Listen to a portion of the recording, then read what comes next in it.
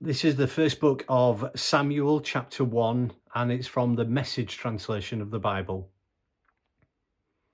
There once was a man who lived in Ramathaim. He was descended from the old Zuph family in the Ephraim hills. His name was Elkanah. He was connected with the Zuphs from Ephraim through his father Jeroham, his grandfather Elihu, and his great-grandfather Tohu. He had two wives. The first was Hannah, the second was Peninnah. Peninnah had children.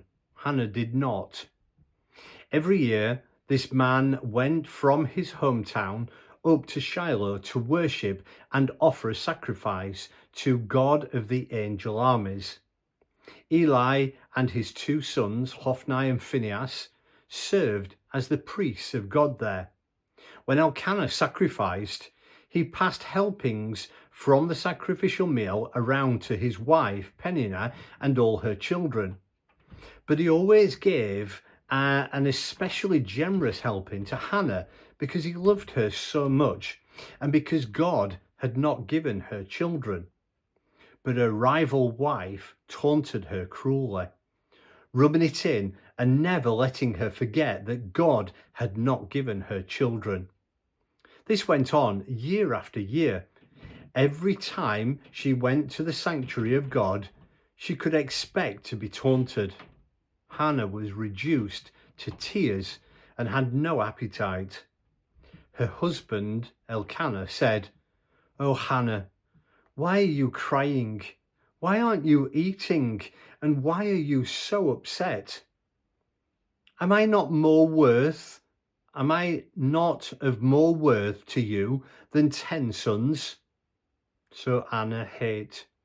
Then she pulled herself together, slipped away quietly, and entered the sanctuary. The priest Eli was on duty at the entrance to God's temple in the customary seat. Crushed in soul, Hannah prayed to God and cried inconsolably.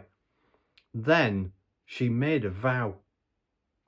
"Oh, God of the angel armies, if you'll take a good, hard look at my pain, if you'll quit neglecting me and go into action for me by giving me a son, I'll give him completely, unreservedly to you.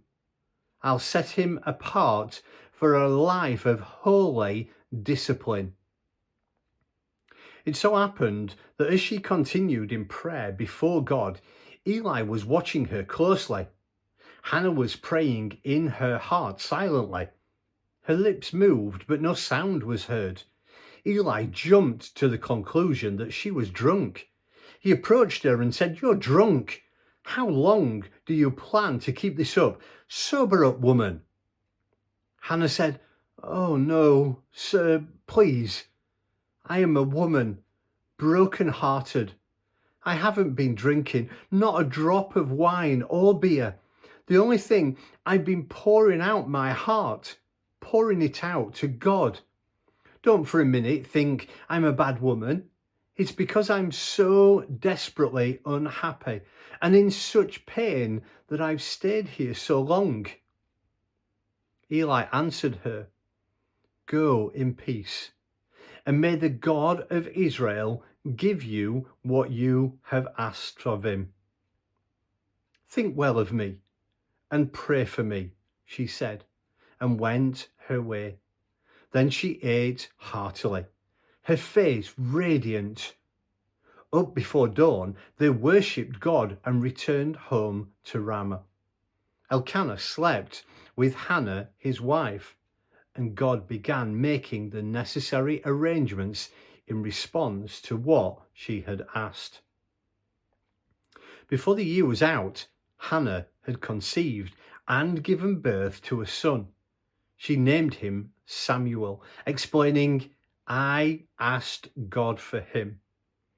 When Elkanah next took his family on their annual trip to Shiloh to worship God, offering sacrifices and keeping his vow, Hannah didn't go.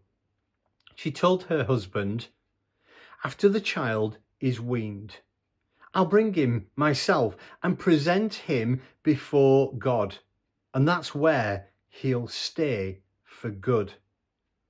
Elkanah said to his wife, "Do what you think is best. Stay home until you have weaned him. Yes, let God complete what he has begun." So she did. She stayed home and nursed her son until she had weaned him. Then she took him up to Shiloh, bringing also the makings of a generous sacrificial meal, a prize bull, flour, and wine. The child was so young to be sent off. They first butchered the bull, then brought the child to Eli. Hannah said, "Excuse me, sir, would you believe that I'm the very woman who was standing before you at this very spot praying to God?